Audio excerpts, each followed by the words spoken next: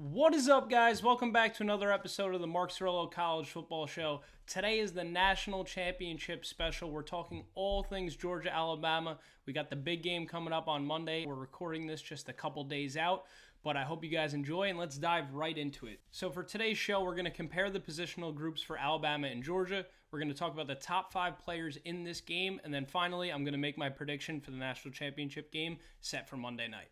So first up, we have quarterback. We're going to go with Alabama with a clear edge here. This is probably the biggest discrepancy of any positional group between these two teams. As you guys know, Bryce Young is the Heisman winner. He threw for 4,500 yards and 46 touchdowns, and he's shown he could do it against this Georgia defense. He threw for 421 yards and 3 touchdowns in the SEC championship game. Stetson Bennett has been solid for Georgia, but he doesn't take over a game quite like Bryce Young does, so we're giving the edge to Alabama.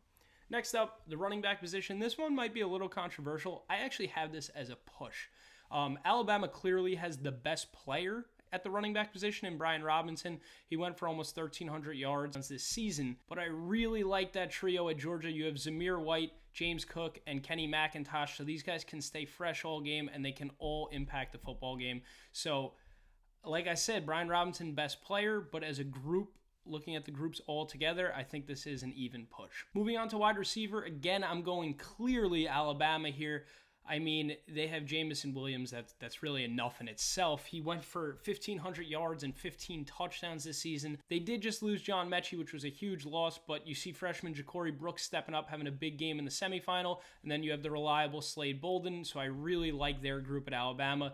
As for Georgia, they really haven't had a ton of production from their wide receiver room this year. They did get George Pickens back. He hasn't had a huge impact since returning from an injury. He made a freak recovery and was able to get back onto the field, so they're going to need a big game out of him in the national championship, but I think clearly wide receiver goes to Alabama. Now we're talking tight ends, and Georgia is on the board. They have freshman phenom Brock Bowers, who has had a sensational season, having 846 yards receiving. They also have Darnell Washington in the tight end room, and he is a solid player.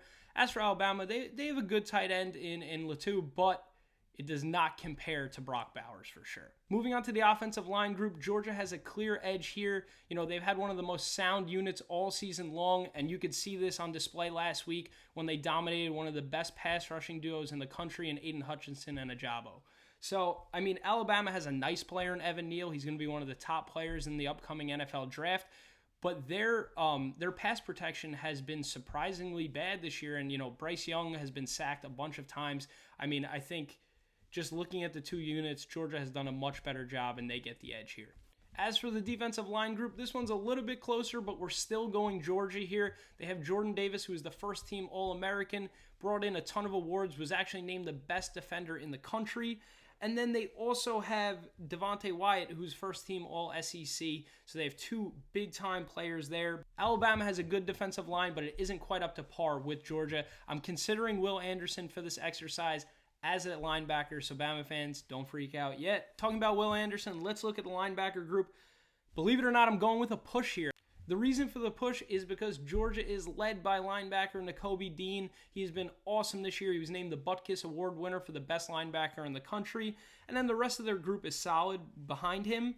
But Bama has some real players there as well. As we mentioned, Will Anderson, 17.5 sacks this year. Probably the best pure defender in the country. Not even eligible for the draft coming up this year. Will be a top pick in the following year's draft. And then you can't forget about Henry T. I'm not even going to try to pronounce his last name. And then you have Christian Harris. So all around, very, very good linebackers in this game. Probably the position with, you know, the most talent on both sides of the ball in this game. Moving on to the defensive backs, I'm going Alabama here. They're led by safety Jordan Battle. You know, they've just been a solid group all year long, where Georgia, it's probably the weakest part of their defense. And this unit was exposed by Alabama in the SEC championship game, giving up 421 yards through the air. As for special teams, I'm going to go with another push here. They both have great kickers, which is big in the national championship game. Of course, you're going to have high pressure kicks, could be decided by a field goal. You know, Bama might have more playmakers in the return game, so I could see someone going with an Alabama edge here, but I think it's too close to call. I'm going to go with a push. And lastly, we're going to take a look at the two head coaches.